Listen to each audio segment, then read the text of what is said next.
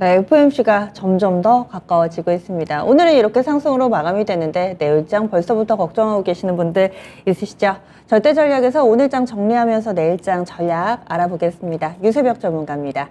안녕하세요. 네, 안녕하세요. 네, 오늘장 한마디 알려주세요.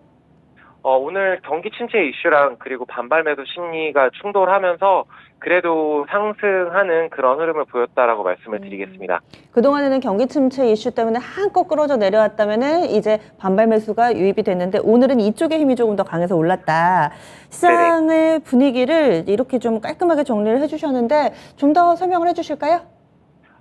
우선은 이제 아무래도 내년부터 경기 침체가 온다. 그리고 독일에서도 독일 중앙은행에서도 그런 발언들을 하면서 정말 유럽발 경제 위기가 오는 것 아닌가라는 그런 심리들이 지금 투자자들을 좀 흔들고 있는 것 같아요. 근데 그럼에도 불구하고 미국 증시도 좀 반등을 살짝 해줬고, 그리고 우리나라 지수도 어느 정도 올라와주는, 장 초반만 하더라도 좀 굉장히 강했습니다. 제가 느끼기에는, 왜 이렇게 강하지? 라는 생각을 할 정도로 하락하는 종목을 찾기가 어려웠었습니다. 근데 미국 같은 경우에는 전약 후강으로 갔다라면 우리나라 시장은 정강 후약으로 이렇게 좀 마무리되지 않았나. 다소 좀 아쉽지만 그래도 순환매가 좀 빠르게 돌면서 대부분의 종목들이 한 번쯤은 기회를 줬던 그런 하루였다라고 말씀을 좀 드리고 싶습니다. 매가 두루두루 이제 상승을 한다라는 측면에서 좋을 수도 있는데 또 매매하기에는 이 부분이 또 녹록지는 않거든요. 오늘 장은 그동안에 또 조명받지 못했던 종목군들이 또 수면 위로 올라오면서 크게 관심을 받기도 했는데 특징적인 부분들 체크 포인트로 몇 가지만 꼽아주세요. 우선 국토교통부에서 모빌리티 혁신 로드맵을 발표를 했습니다. 여기에 따라서 이 모바일 어플라이언스라든가 아니면 모트렉스, 넥스트칩 같은 자율주행차 테마랑 그리고 로보티즈 같은 이 자율주행과 관련된 로봇 관련 주들도 굉장히 좀 좋은 흐름들을 보여줬습니다. 추가적으로 베셀이라던가 LIG 넥스원 이런 관련주들도 좀 상승 흐름을 보여줬었고, 저는 이쪽 관련해서는 변동성을 이용해서 테마를 이용해서 지금 차익 실현을 한 번쯤 준 시점이 아닌가라고 생각을 하고 있고요. 추가적인 상승이 나올 수도 있는데 충분히 재료는 좋은데 아무래도 이제 FOMC를 앞두고서 저는 짧게 챙겨가는 전략을 택해야 되지 않을까라고 말씀을 좀 드리고 싶습니다. 그리고 바이든 대통령이 팬데믹 종료 발언을 하면서 이런 것들이 좀 복합적으로 작용이 되면서 리오프닝 관련주들이 상승을 했습니다. 마스크를 또 외부에서 벗는다 이런 소식들도 계속 들려오고 있고, 중국은 규제를 푼다, 일본은 관광객이 유입이 된다 이러면서 카지노라던가 아니면 여행이라던가, 그리고 항공주 같은 경우에는 미국에서도 좋았고 우리나라에서도 좋았습니다. 지금 현재 근데 이쪽 리오프닝 기존에도 좀 저는 약간 보수적인 의견들을 좀 많이 드렸었는데, 화장품이라던가 물론 이 재료가 굉장히 세죠. 리오프닝 보복 심리 이런 것들은 있는데 너무 신선한 재료는 아니라고 생각을 합니다. 그래서 너무 이쪽으로 너무 기대를 하는 거는 좋은데 너무나 큰 기대는 하지 말자. 그러니까 줄 때 조금씩 챙겨가는 전략을 택하자라고 말씀을 드리겠습니다. 그리고 이제 그동안 억눌려왔던 태조 이방원 중에서 원전이 오늘은 좀 반등을 해줬습니다. K 텍소노미 개정안 공개 소식을 하면서 이 원자력 발전주들이 상승을 했는데, BHI라던가 아니면 우진이라던가 아니면은 두산 에너빌리티 여러 노이즈들도 있겠지만, 이런 종목들 한번 눌림목 구간에서 저는 한 번쯤 분할 매수 관점으로 접근을 해봐도 괜찮지 않을까. 아직 이 원전 관련해서는 시작도 안 했는데 너무 밀어버린 것 아닌가라는 생각을 좀 하고 있습니다.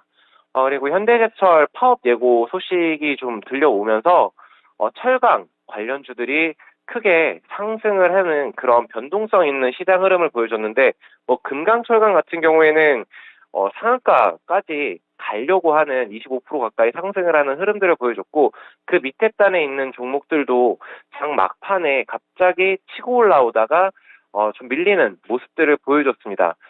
테마성으로도 볼 수가 있겠는데, 이 포스코 이제 공장이 좀 고로가 좀 지연이 되면서 좀 문제가 좀 생기면서 이런 이슈들이 계속 붙고 있는데, 제철 관련주들도 한 번쯤은 우리가 보자라고 말씀을 드리고 싶고, 마지막으로 이제 방산 수출 확대로 인한 밸류에이션 확대 전망 이런 것들이 계속적으로 리포트가 쏟아져 나오고 있습니다. 근데 저는 제가 최애 섹터가 어디냐라고 했었을 때 저는 신재생, 방산, 로봇이라고 말씀을 드리고 싶거든요.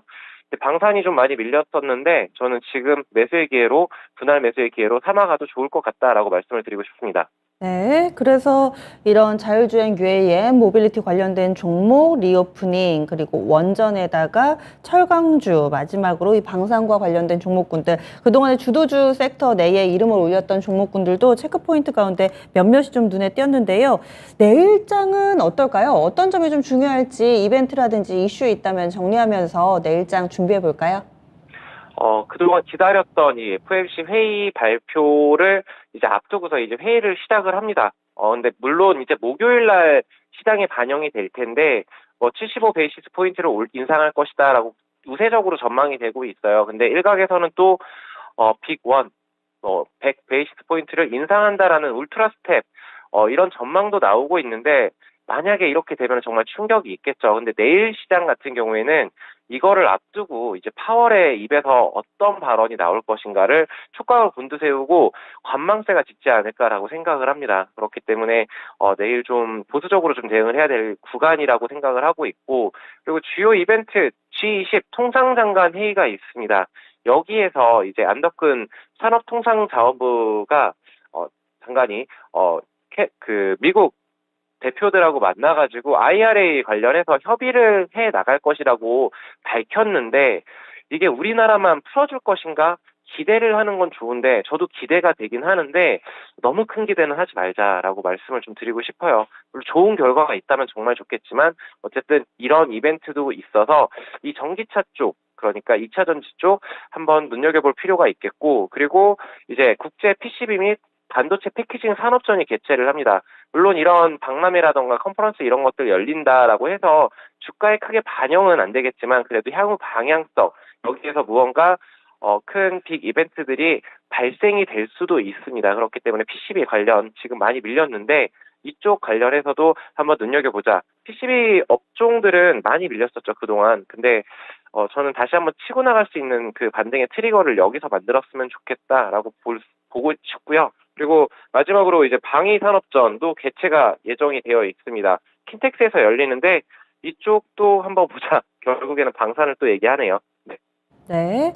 그래서 뭐 FOMC라든지 G20 통상장관 회의에 대해서는 섣부른 기대는 일단은 좀 금물인데 이런 이벤트 있다. 그리고 PCB, 반도체 패키징 이쪽 IT 섹터 그동안 많이 눌려 있었는데 관심 가져봐야겠습니다. 그리고 방위산업전 이렇게 이벤트를 통해서 뭔가 좀 아이디어를 찾아주셨는데 아이디어 제시해 주셔도 선뜻 손이 안 가는 요즘 장인 것 같아요. 그래서 대체적으로는 FOMC 끝나고 볼까 이런 생각들 많이 하고 계실 텐데 전문가님 세우고 있는 내일장 투자 전략 어떤 건가요?